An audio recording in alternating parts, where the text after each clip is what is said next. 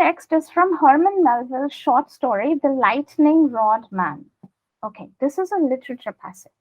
Now, with literature passage, we have to read between the lines. Okay, a lot of things are implied. Okay, we have a function question here. Function is basically how does a word or sentence function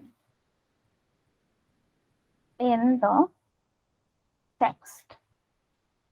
Or to put it in other words, basically the role of the underlined text in the passage.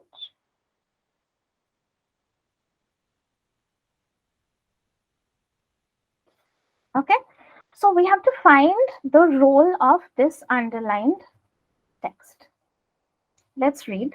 The stranger still stood in the exact middle of the cottage where he had first planted himself. Now, planted doesn't mean that he literally planted himself like a tree. No, he just stood there. Okay. His singularity impelled a closer scrutiny. Now, here, singularity doesn't mean, the singularity that we read in quantum physics, if you're at all familiar with that. Here, singularity simply means peculiarity. Okay. Singularity here means eccentricity or peculiarity or strangeness. Okay. So this man was strange. Especially the way he was standing in the middle of the house, okay, in the middle of the cottage. A lean, gloomy figure. Now we have some physical description. He was lean, thin, he was gloomy, sad looking. His hair and lank, and hair dark and lank. So lank means, again, this lank doesn't mean thin. It means the hair didn't have any volume. It was just lying flat. Okay. Mattedly streaked over his brow. It was falling over his eyes, his hair. His sunken pitfalls of eyes were ringed by indigo halos.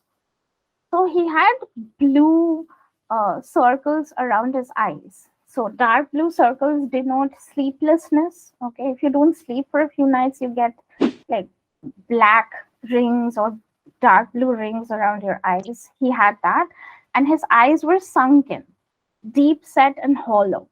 Okay, and played with an innocuous sort of lightning. Innocuous means harmless.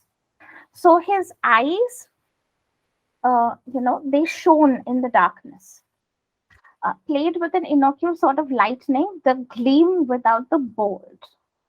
Okay, this means that when a lightning strikes, there is a lightning bolt that you see in the sky, followed by the light. Okay, and then the sound. So here, this man's eyes had that, that burning, that gleam of the lightning without the sound, without the bolt. The whole man was dripping. So he was wet, okay, which tells us that it was probably raining outside. He stood in a puddle on the bare oak floor. Puddle, so he was dripping, and his, the water falling from his body and clothes made a puddle on the floor. His strange walking stick vertically resting at his side. So he also had a walking stick, which he kept by his side. Okay.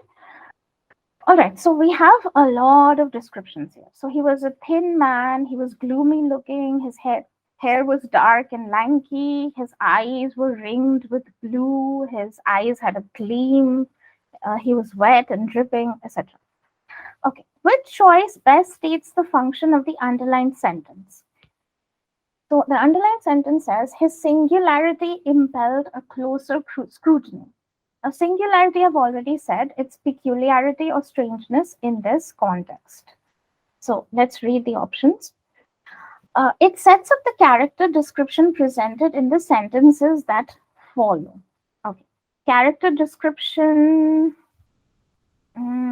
it Could be that because the descriptions are very strange, you know, and the passage does go into a lot of detail about the way he looks. Okay, and he doesn't look like a normal human being.